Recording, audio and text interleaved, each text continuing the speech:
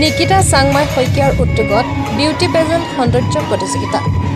নিকিতা চাংমাই শইকীয়াৰ উদ্যোগত ডিগবৈ লুইত শিল্পী সমাজত Miss and Mister Royal Diva hunt 2024 প্ৰতিযোগিতাখন 26 মাৰ্চ তাৰিখে অনুষ্ঠিত হৈ যায়। বিউটি পেজেণ্ট সৌন্দৰ্য প্ৰতিযোগিতাখনত বিচাৰক হিচাপে উপস্থিত থাকে শান্তনু বৰুৱা, ৰমেন গগৈ, ধৈৰ্যৱত বৰা আৰু Jaya Gogoi. Miss and Mister Royal Diva hunt 2024 প্ৰতিযোগিতাখনত নয়না ৰহমান, ৰিম্পী বৰা, চচিমা চেত্ৰী, চন্দন গগৈ, তৃষ্ণা বৰুৱা, মনালিছা শইকীয়া, লাকী শইকীয়া, নিভিকা বৰা, আৰোহী সোণাৰ আৰু নিভাৰণীয়ে বঁটা পাবলৈ সক্ষম হয়। প্ৰাঞ্জল দাস, মানৱ ময়ূৰ গগৈ আৰু ৰাশি পালক নিকিতা চাংমাই শইকীয়াৰ উৎকৰ্ষ বঁটাৰে সন্মানিত কৰে। ডিগবৈৰ পৰা নিতুমণি শইকীয়াৰ ৰিপৰ্ট, নিভাজ অসম লাইভ।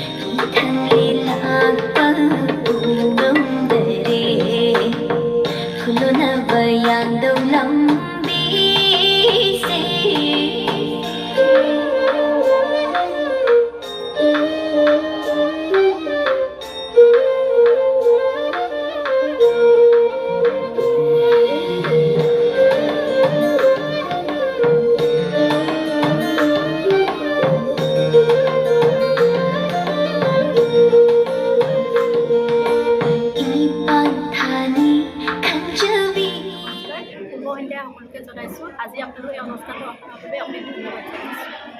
আজি এই অনুষ্ঠানটো ৰাতিপুৱাৰ পৰা ডান্স কম্পিটিশ্যন আৰু লগতে আজি সৌন্দৰ্য প্ৰতিযোগিতা অনুষ্ঠিত পতা হৈছে। কিডছ, টিন, মিছেছ সকলোৱে অনুষ্ঠানটোত যোগদান কৰিছে। নমস্কাৰ, মই মানৱ ময়ূৰ আৰু ইয়াত উপস্থিত থাকি ভালে অনুভৱ কৰিছোঁ। এতিয়া ফেশ্বন কৰিযোগা হিচাপে মই আছোঁ, মোৰ লগত চকু আছে। কিডছ আৰু টিন মিছৰ আমি একদিন গ্ৰুমিং কৰাই আছিলোঁ আৰু আজি যথেষ্টখিনি আমাৰ হাতত ষ্টুডেণ্ট আহিছে আৰু এতিয়া আমাৰ যিহেতু আমাৰ ট্ৰেডিশ্যনেল ৰাউণ্ডটো সমাপ্ত হৈছে আৰু তাৰপিছত ৱেষ্টাৰ্ণ ৰাউণ্ড আছে আৰু ভৱিষ্যতে যাতে সকলো কিডছখিনি আগবাঢ়ি যায় তাৰে কামনা কৰিছোঁ আৰু উঠি অহা নৱপ্ৰজন্মও যাতে এটা ভাল প্লেটফৰ্ম পায় সেইটো লৈয়ে আমাৰ নিকিতা বাই প্লেটফৰ্মখন অৰ্গেনাইজ কৰিছে, যাতে সকলো তাৰ ভালে ভালে কামনা কৰোঁ, ভাল। প্ৰথমে অনুষ্ঠানটো উপস্থিত দেখিবলৈ পাই অত্যন্ত সুখী।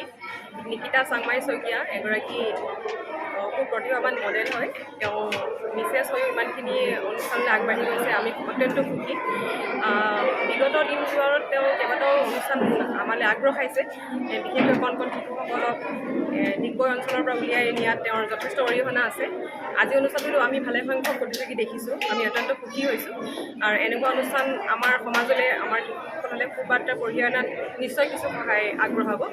আৰু নিকিতা চাংমাই গুৱাহাটীতো অনুষ্ঠান আগবঢ়াইছে, তাতো যথেষ্ট সঁহাৰি পাইছে শিশুসকলৰ তথা মিষ্টাৰ মিছ, টিন, মিছেছ প্ৰতিটো কেটেগৰীতে তেওঁৰ ভাল যথেষ্ট প্ৰতিযোগী পাইছে, যথেষ্ট সমাদৰ লাভ কৰিছে বিভিন্ন অনুষ্ঠান কৰি।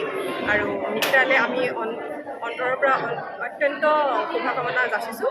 ভৱিষ্যতেও যেন তেওঁ এনেদৰে আগবঢ়াই যায় বিভিন্ন অনুষ্ঠান আমাৰ মাজলৈ। আৰু খুব ধুনীয়া এটা খবৰ আছে নিকিতা চাংমাইৰ, এটা ধুনীয়া গান তেওঁৰ ৰিলিজ হৈছে সদ্যহতে। সেই গানটো ইউটিউবত আমি প্ৰচাৰ দেখি আছোঁ আৰু আশা কৰিছোঁ দৰ্শকে সেই গীতটো তেখেতক মৰণ দিব, আদৰি ল'ব। ধন্যবাদ।